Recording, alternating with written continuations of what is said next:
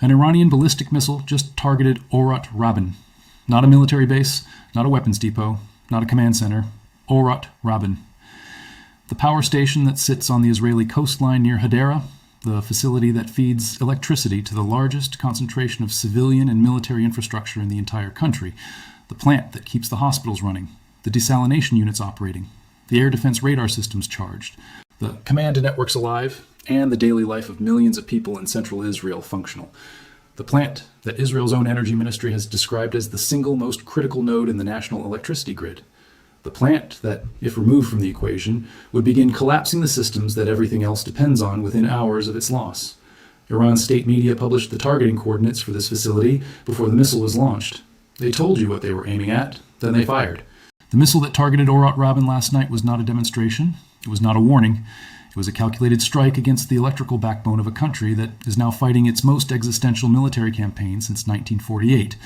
And it was fired at a target that Iran's own infographics had been circulating for days. The message was published before the weapon was deployed. That is not the behavior of a military operating under pressure. That is the behavior of a military that has already decided what comes next and is telling you about it in advance, because telling you about it is part of the operation.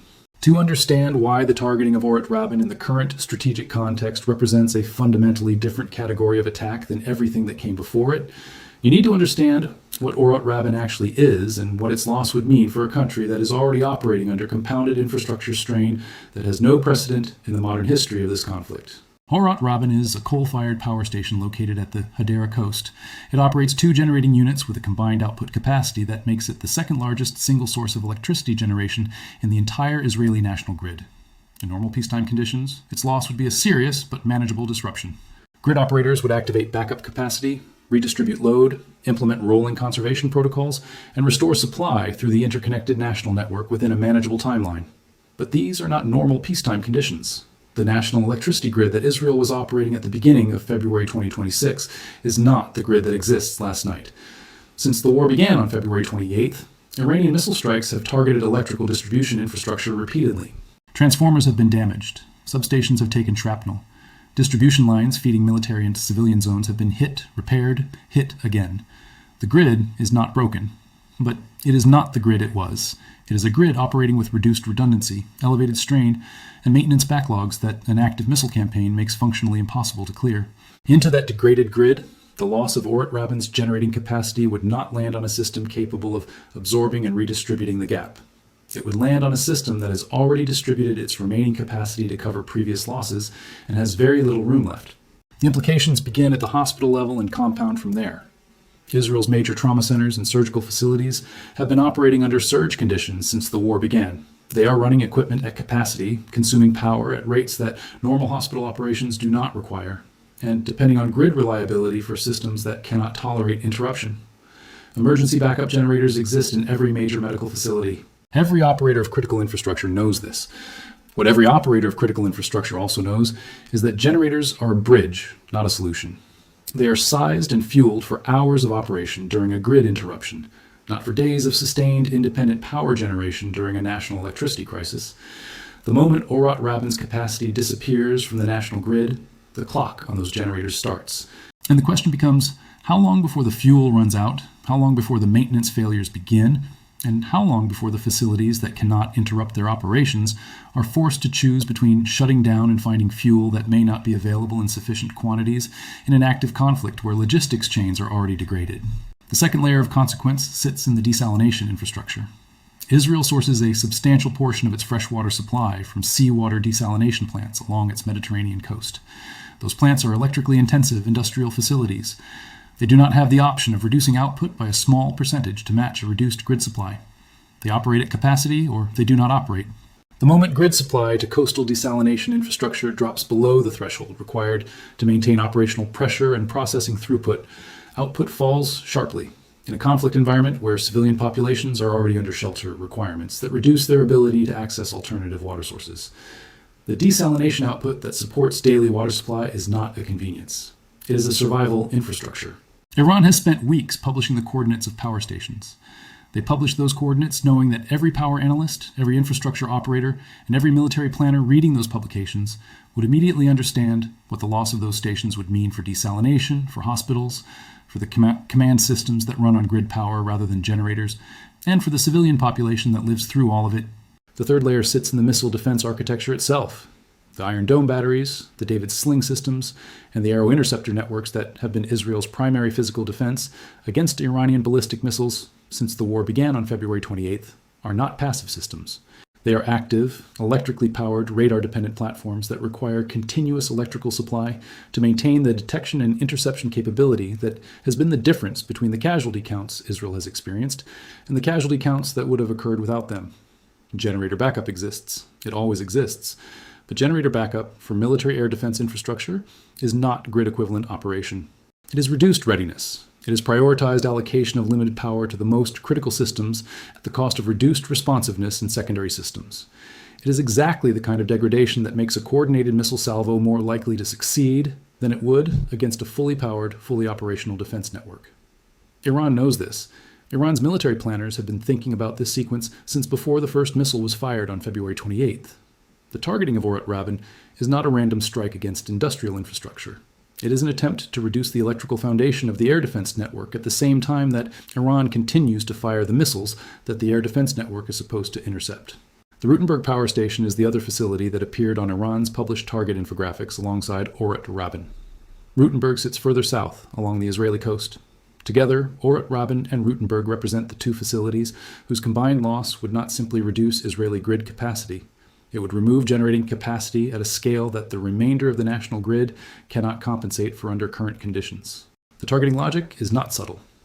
Remove the two coastal power stations that provide the largest share of national generating capacity, compound the grid degradation that the previous weeks of infrastructure strikes have already produced, and arrive at a situation where the national electricity grid of a country fighting the most intense conventional conflict it has faced in decades is no longer capable of reliably powering the systems that country needs to defend itself. That sequence has been visible since Iran published the coordinates. It is being executed now. The Bazan refinery in Haifa was forced offline for several days earlier in this conflict due to damage from missile fragments. That closure was temporary. The refinery returned to partial operations. But the cumulative effect of each forced shutdown, each repair cycle conducted under fire, each maintenance crew working in proximity to active military targets, is a refinery that is not operating at the capacity it was at when this war began.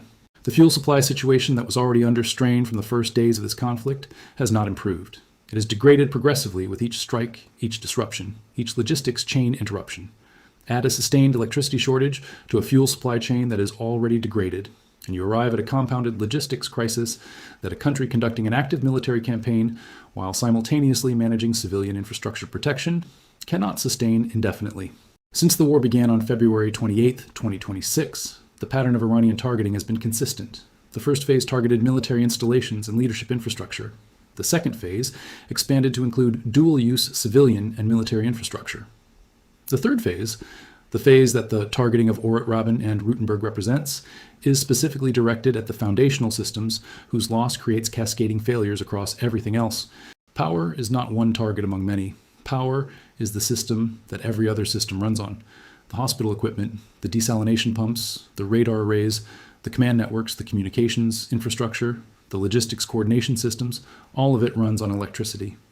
The country that loses its reliable electricity generation in the middle of an active military conflict does not simply experience an inconvenience.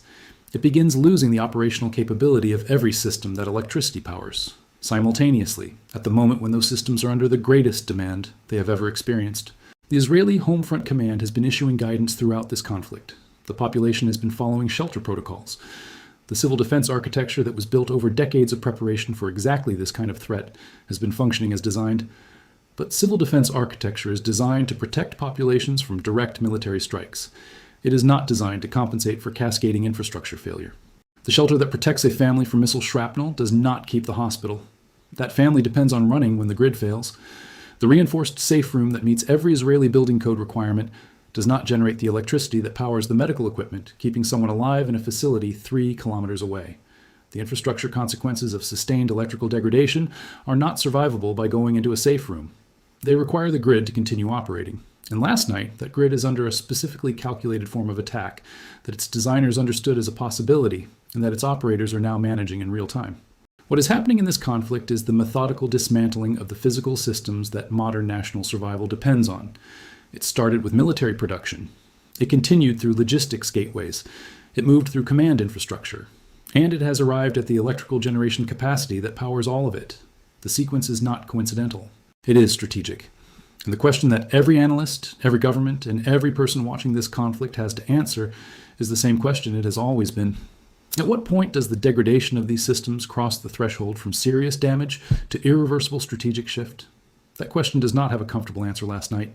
The missile aimed at Orot Rabin did not need to achieve a direct hit to move this conflict further along that sequence. The fact that it was fired, that the targeting coordinates were published in advance, and that the follow-on salvo toward Dimona was coordinated to coincide with it, tells you where this conflict is going with more clarity than any official statement has. The grid is the target. It has been the target for weeks. And last night, that targeting became impossible to mistake for anything other than what it is.